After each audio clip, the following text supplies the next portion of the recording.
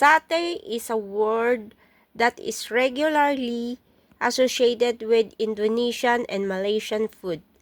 Most visitors to Bali would probably eat satay at their hotel or at a restaurant. But as with most kinds of Balinese food, the satay served as this establishment and different from traditional Balinese satay. Balinese satay are generally of two forms. Satay asam. This type of satay is made with chunks of meat threaded through a skewer. Whether this is pork or chicken, it is likely to be full of fat, skin, and gristle. The meat is normally marinated for 15 minutes to 1 hour before skewering and grilling. Balinese satay is not usually served with any special sauce since the meat had already been marinated before cooking. However, a dip of light sauce and chopped bird's eye chili is usually available for additional flavoring. Satay lembat or satay lilit. This is perhaps Bali's most original satay, made from pounded meat wrapped around a flattened skewer. This type of satay is time-consuming to make because of the care with which the meat must be prepared and then wrapped around the skewer. Only the choices pork, chicken, or duck meat is so generally made except in connection with a religious ceremonies. When lots of people are there to help, when large quantities of meat, spices, and shredded coconut are available.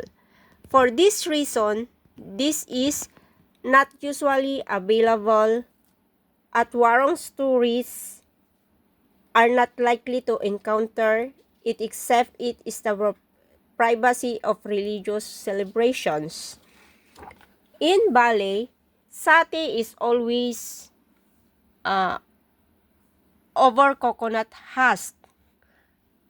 Coconut husk does not burn satisfactorily unless fanned vigorously, and so grilling satay is two-fisted job.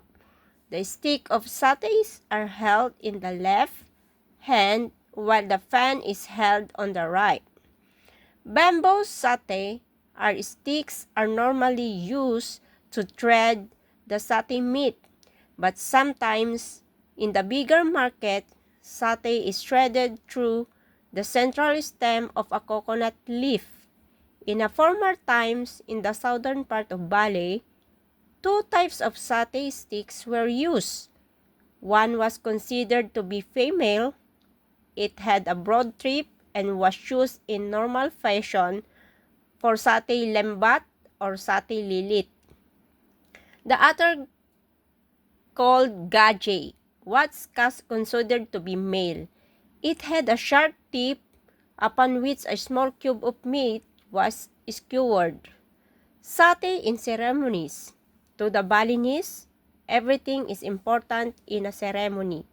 They would say all is necessary, and so probably presumptuous for me to declare that satay is the most important of ceremonial foods. But so it seems to me that satay is the most important ceremonial foods because it is a part of the ceremony, is to be used as component of offerings.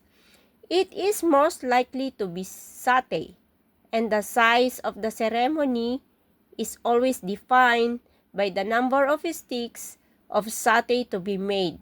An ordinary ceremony would boast about 30 sticks of satay and enough other food feed for 10 people. Satay usually we found in Bali, and also here in Singapore, we also do satay, and usually we serve with chopped onions, chopped cucumbers, and some peanut sauce. Peanut sauce that will homemade also, and this is we dip with the satay. So finally, this is look like the chicken satay, and the recipe for this is minced seafood satay ikan. They called snapper fillet.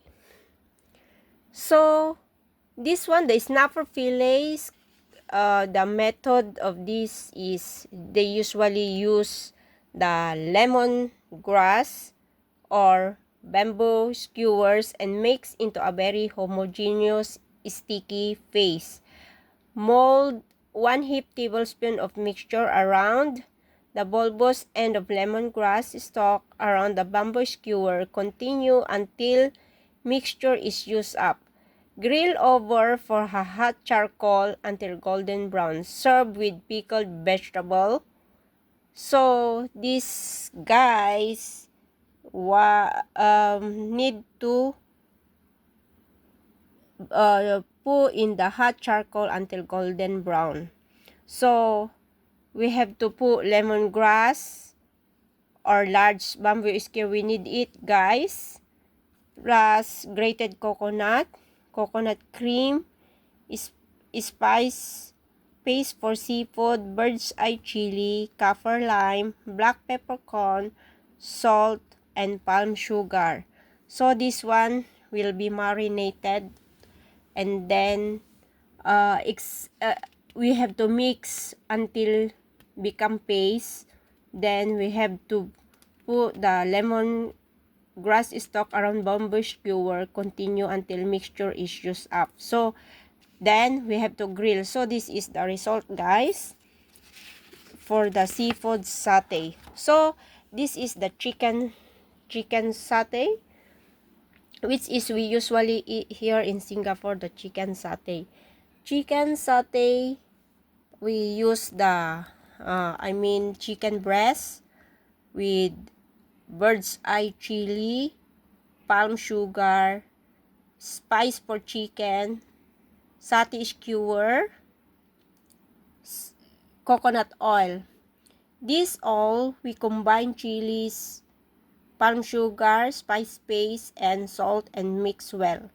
Skewer chicken with satay skewer, putting 4 strips tightly on the each skewer, cover and leave to marinate for 6 hours in the refrigerator. So we have to put the marinated chicken into the fridge for 6 hours. Meanwhile, prepare being basting mix, combine spice paste with coconut oil and mix well. So we have to prepare the basting, means to say while we doing the barbecue, because satay we have to put in the hot charcoal. So this is called we barbecue in Philippines. Grill satay over very hot charcoal and baste frequently with basting mix until golden brown. Serve with pickled vegetable. And same also if you like the pork satay with liver, also we have to do same process. So satay is we can use also for minced duck, snail also, the eating also is snail satay. The snail snails, combine all this satay on each skewer and marinate for 1 hour. So all this is all marinated for 1 hour, guys. This is called satay. So this is the very important in Balinese for their ceremonial. So guys, let's watch another recipes next time. What is the traditional recipes in other countries? So see you in next vlog, guys. God bless and mabuhay.